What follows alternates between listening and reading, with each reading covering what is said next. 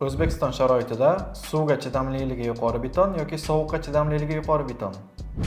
Xo'p, o'zi aslida O'zbekiston issiq klimatli o'lka bo'lgani uchun ko'proq suvga chidamlili beton deyiladi, lekin hozir odamlar ham o'zgarib ketyapti, klimat ham o'zgaryapti. Kerakli joyda sovuqqa chidamliligi ham bardoshli bo'lishi kerak beton. Betonda shag'al o'lchami 5 ga 10 yoki 5 ga 20? Xo'p, zich to'qilgan armaturali konstruksiyalarda 5 ga 10 o'lchamdagi shebellar qo'llaniladi. Agar zich to'qilmagan bo'lsa, undan yuqori bo'lgan o'lchamdagi shebellar qo'llaniladi. Oddiy beton yoki yuqori mustahkamlikka ega beton? Xo'p, oddiy beton bu B60 sinfigacha bo'lgan betonlar, yuqori mustahkamlikka ega beton esa B60 va undan yuqori bo'lgan beton sinflari. Plastifikatorli beton yoki super plastifikatorli? Men uchun giperplastifikatorli. Sement va beton bo'yicha videolarni qayerdan ko'rsak bo'ladi? Ackerman Cement Instagram sahifasida va YouTube platformasida.